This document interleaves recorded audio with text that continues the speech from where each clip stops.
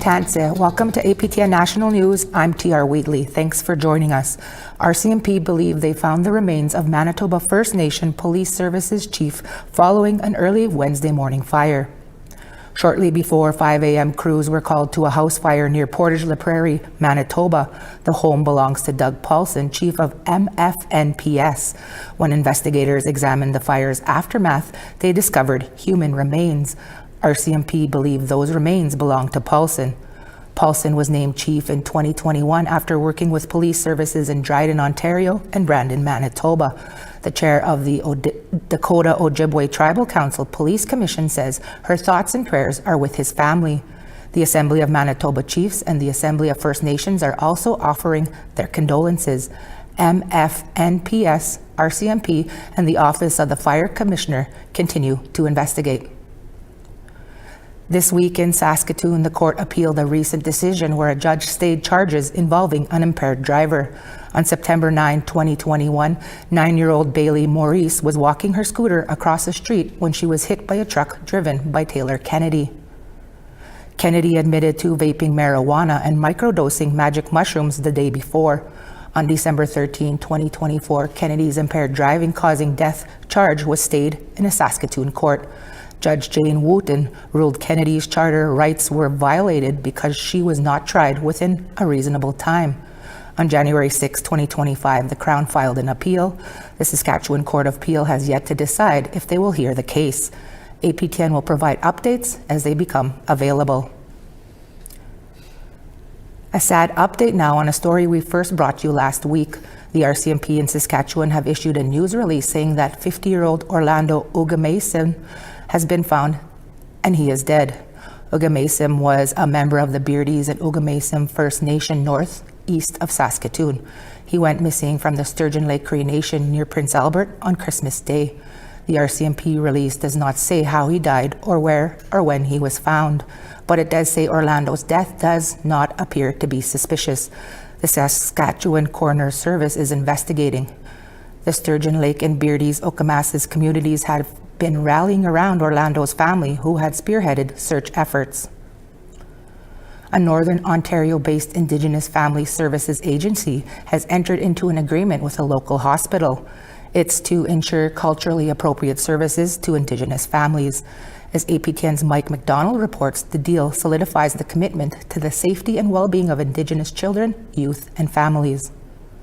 Officials at Nogda-Windeman Family and Community Services say a new protocol agreement with Sioux Area Hospital is rooted in Anishinaabe teachings and traditions and establishes a clear framework for cooperation and communication between the organizations. At times when our families would attend the hospital, we had found that perhaps there might not have been that cultural sensitivity.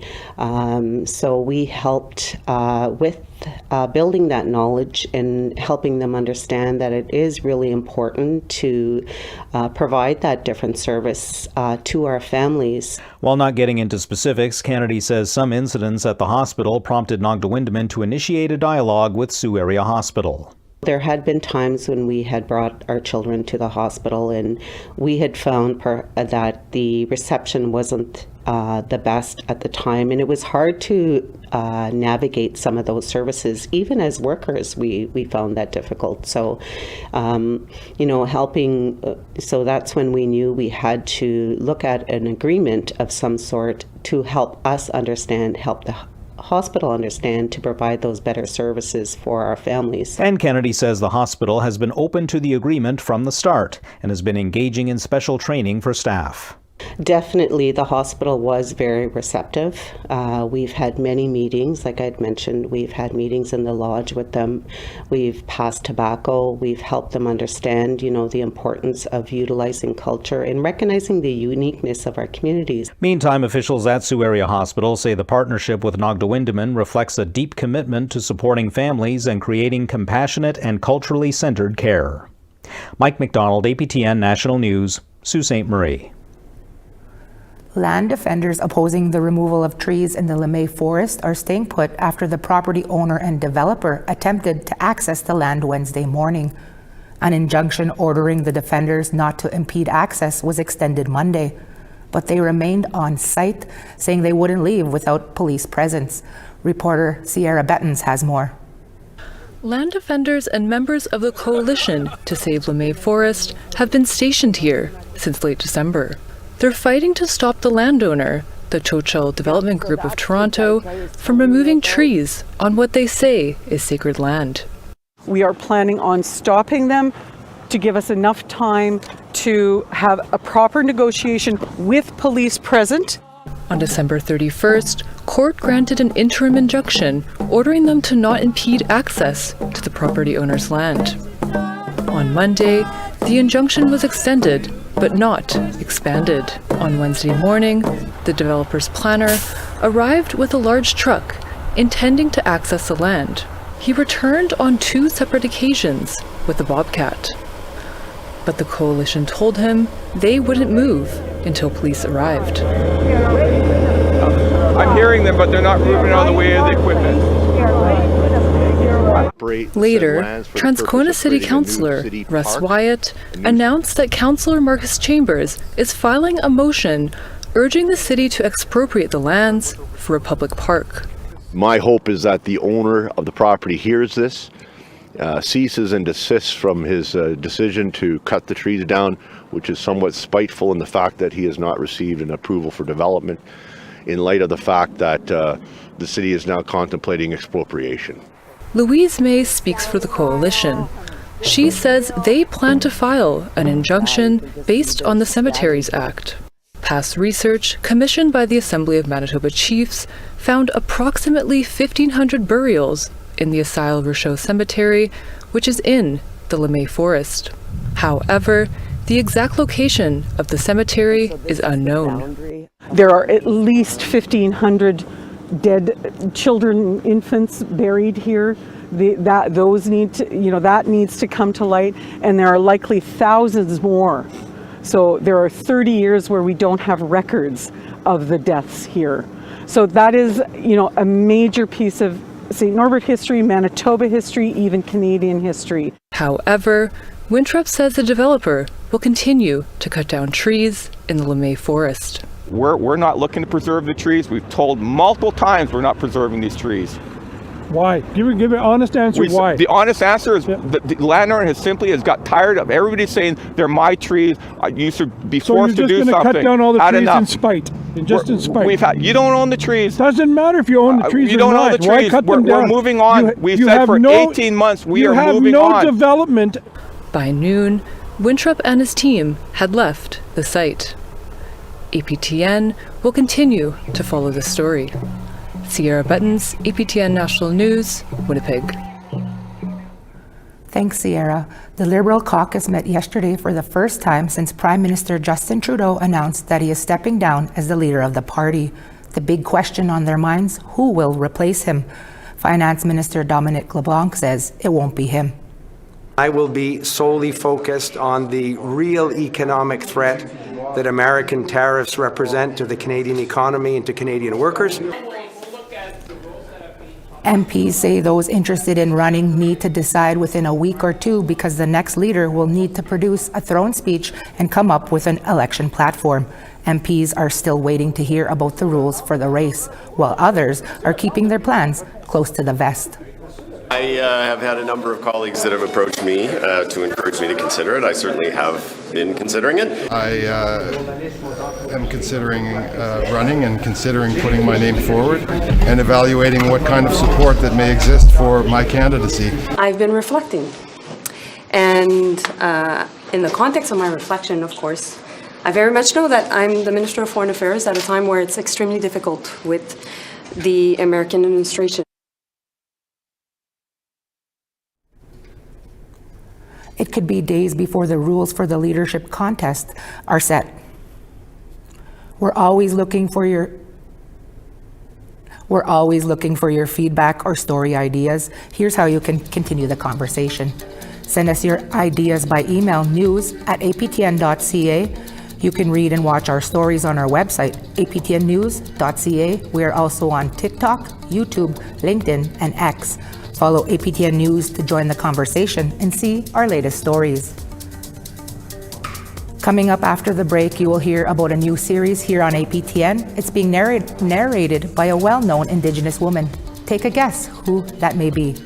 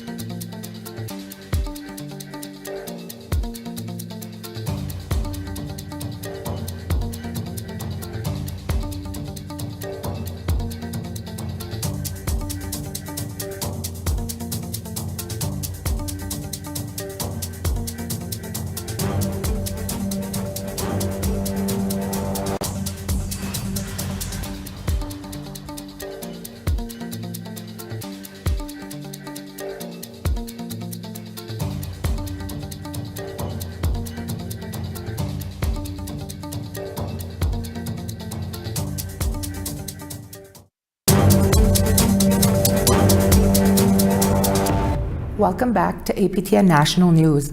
A new 13-part series about our connection to water is about to premiere right here on APTN. Video journalist Tina House caught up with the movie star Tantu Cardinal, who narrates the series. Water Worlds pushes our imagination to go under the water and look at the world from the ocean's point of view. A new series written, directed, and produced by Len Morissette takes a closer look at the state of fresh water and ocean water and its vital importance to all living things. Episode 1 sets up the Two-Eyed Sea and our stewardship, and we start off at Haida and work with their guardians and watchmen. And then pretty much episode 2 on walks through every part of the environment. So we tell the story of, like, Mother Earth and, how the rains come down and then push through the underground caverns that clean and filter the water. Morissette says he had never seen anything that featured an underwater show that was told through an Indigenous lens. And to shoot the series, they started in Newfoundland and worked their way across the country. At the end of the episode, you can see how everything is tied together and how we're tied, and the teachings with the killer whale, with the Wasanic people, and then how, one will affect the other. He knew he wanted actress Tantu Cardinal to narrate the show, and she agreed to it. Tantu is a strong warrior woman, and she breathed life into the words of like the scripting, and just I can't say enough about her. She's so awesome. She just trusted the path. We caught up with Tantu when she was recently at Vancouver Indigenous Fashion Week and talked to her about Water Worlds. Water World is water scientists working with traditional people and how they work together to make our water world healthier. And then kind of educating in a very easy, kind of simple way about what's impacting the water in the rivers, especially close to the cities. Cardinal also says working on the show gave her an opportunity to remember and relearn her traditional language.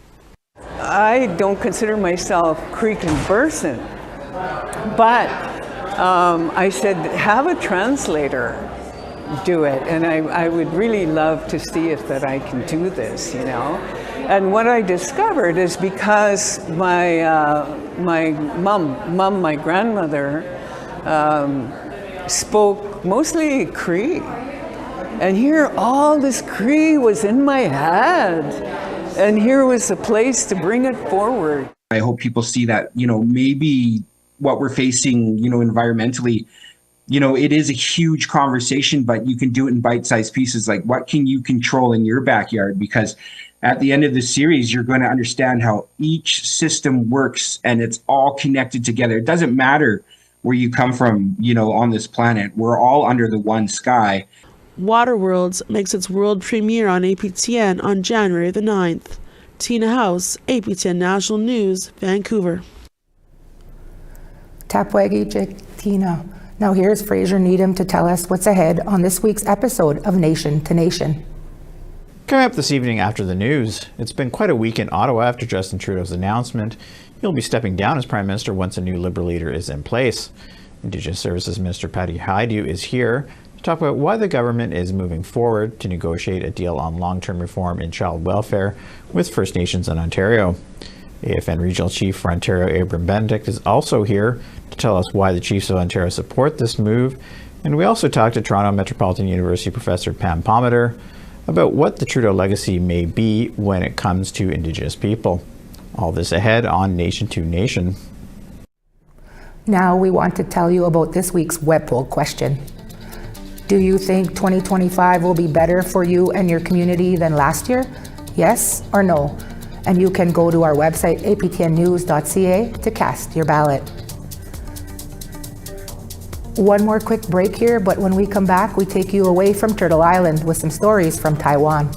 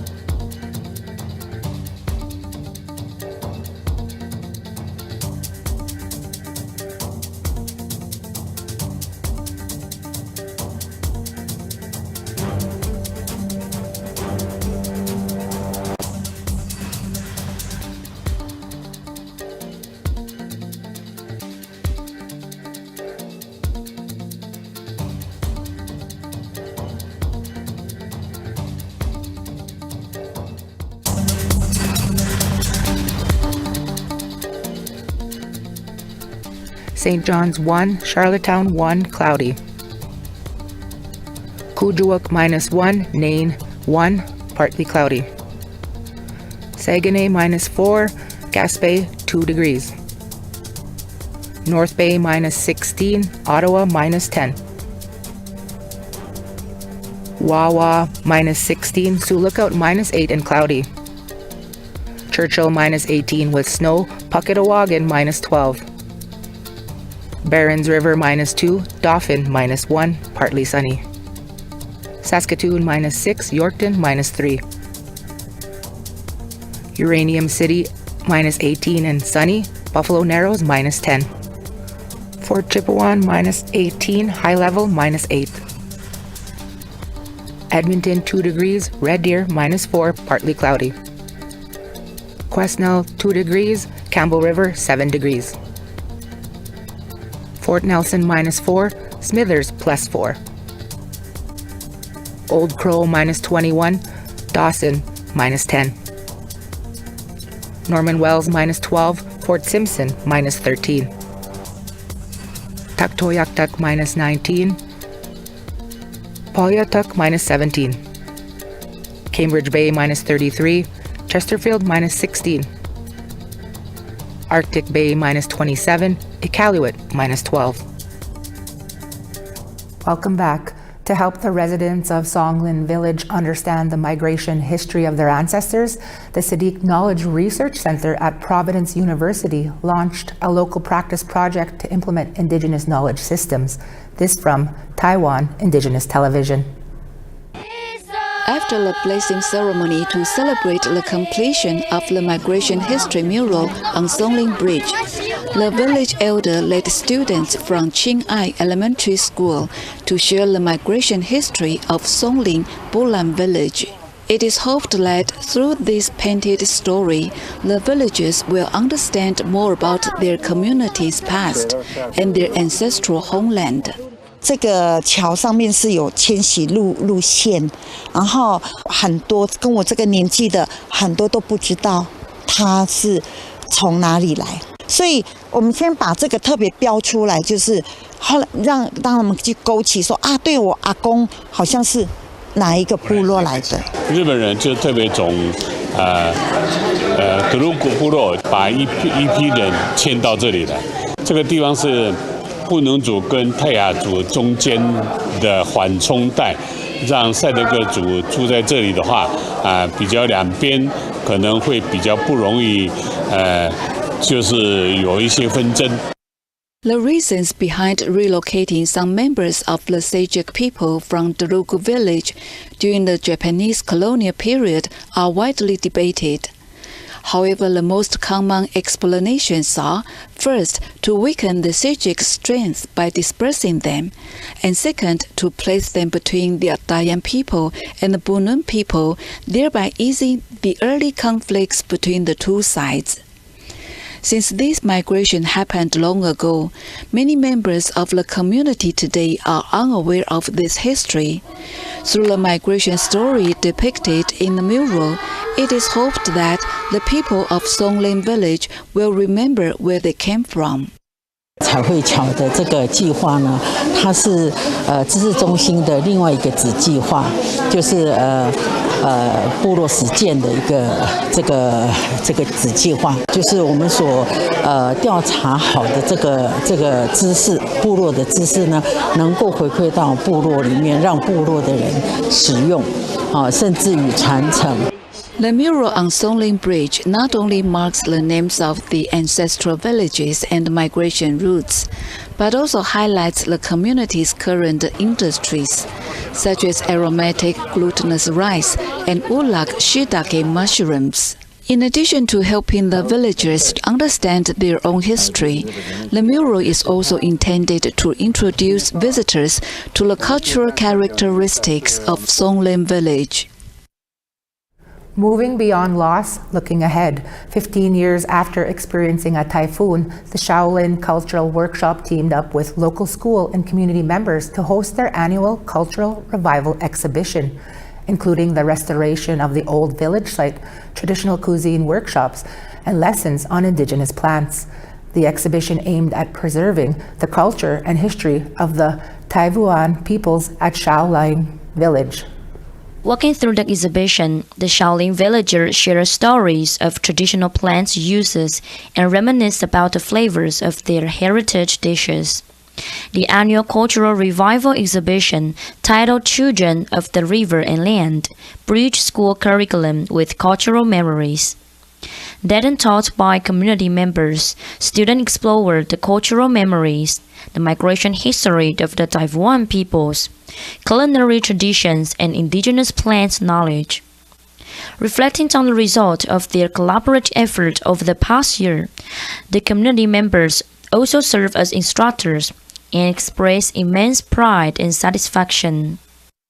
现在老人都已经比较少了啦，也有小朋友也会来参与，所以这样是慢慢才会有那个人气才会上来。我带着他们就是说要做那个植物垂染布的部分，植物里面其实包含的还有文化的感情，还有文化的一个传承概念。从小用这样的植物带进去，其实就可以开始讲文化啊，然后传统啊，甚至于他们个人每一个族群后面的一个意义。Before Typhoon Morakot, Shaolin Village was a vital hub for passing down Taiwan culture. However, the disaster destroyed much of the village, weakening the younger generation's connection to their land and heritage. This exhibition seeks to bridge that gap, using collective memory as the foundation for cultural heritage, to ensure the continuity of Taiwan traditions. 在莫拉克之后，我们的孩子其实都迁到山下去，然后对文化他可能就是很粗浅的认识，没有很深层的去了解。那我们也希望透过田调的培力，然后可以让孩子去了解说，我们跟土地之间有这么多的一个族群脉络，可以去互相牵引。The exhibition was held at the Shaolin Plains Indigenous People Cultural Museum. Following the section dedicated to Typhoon Morakot, the exhibition is thoughtfully arranged to guide visitors along the path that reveals the community's journey from devastation to rebirth. The community's heart for preserving their culture remains strong, highlighting their cultural revival and the healing power of the land's rebirth. And that's your daytime newscast for this Thursday, January 9, 2025. We're back again for your evening newscast with more stories. Make sure to join us then. From all of us at APTN National News to all of you, Egase, Gitam, Kawapa Mitana now. Thank you for watching and we'll see you again.